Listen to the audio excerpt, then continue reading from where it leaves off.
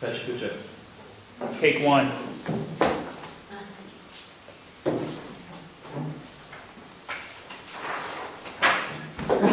Cabrones.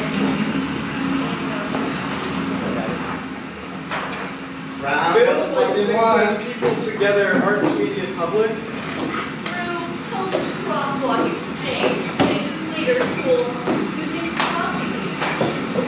I said each way meet definitely. Design time, thinking like, hey, road people. Then, hey, are you UCLA Street? What, really? I said each way definitely. Using cool crossing, wait for build, work life, since arts main media. Really, like, then hey, street, what time people? What light people? Like then, hey, since idea. Think when people wrote through crosswalk changes post. We later. We later cool. Crossing construction, crossing, since light main through arts media, together work. I said each way. Definitely thinking time. Design, arts, cool. What I really said each way, think. This modular structure something audience between just structure and crossing using construction. Modular? Something. Between just audience using our tool. Set each idea. Between audience construction. Crossing using changes. Crosswalk public. Street people wrote our hey. Street people wrote our art since hey. Street people wrote our art since using cool public may media later using cool construction. Time between crossing, definitely said idea. Each way, meet public, exchanges we change each way. I've said really cool arts across. Really? What I really cool media elements. For time between designing things? I think we then set cool time. I think we, between thinking, definitely meet public using crosswalk. I think time through crosswalk will meet across set structure. Something, audience.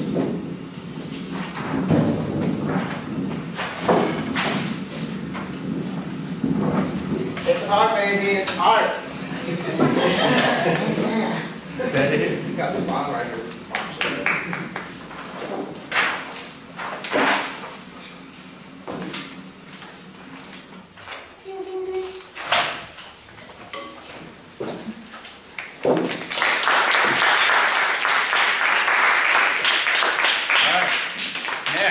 Next.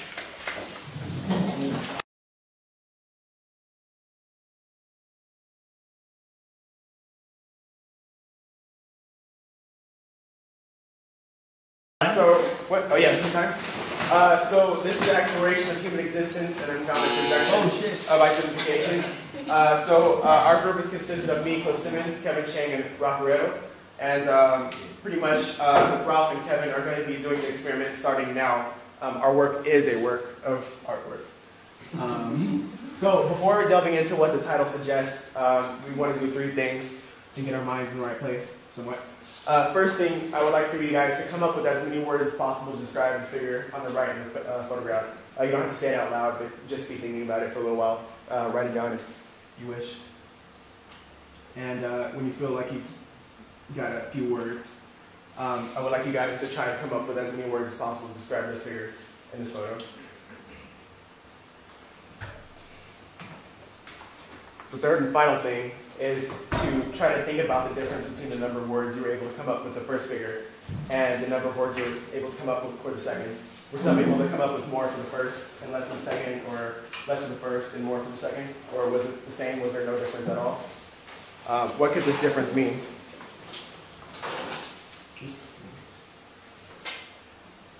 So I want to reference a quotes by Robert Benchley. There are 2 kinds of people in this world, those who think that there are 2 kinds of people and those who don't.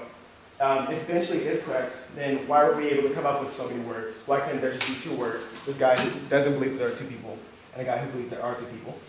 And these are the ideas that we want to explore in our group. And what we're going to do to explore these ideas is to do an interactive performance piece in which the audience who are witnessing this performance will have their identity taken from them in a sense and mismatched with other people or reappropriated in a different way. So the hypothesis of this is also an experiment, like I said, a work in the work that began 2 minutes ago, if I'm keeping time right. So our two hypothesi are, one cannot know another person's geographical place of birth, religious alignment, moral compass, etc., simply by looking at them. And second, geographical place of birth, religious alignment, moral compass, and other such icons of perception have no universal meaning. So, someone's race, for example, may not be the same in Spain or Senegal. Ideas of race either don't exist or are different in different parts of the world, for example. So since there's a little bit of time remaining and we're still under experimentation, I'll go over some examples, and once the buzzer hits, I'll stop there because that's pretty much the idea in totality.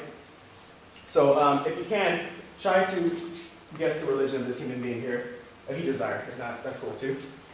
You don't have to say it out loud. And this human being is Jewish. So this links to hypothesis A. You cannot know a person's religion by looking at them. The headdress is something very common in different parts of the world. South America and Peru, for example, the headdress as that is very common and doesn't have any reference to a religious alignment. And linked to hypothesis B, this idea of religion has meaning only in local minds. So that's just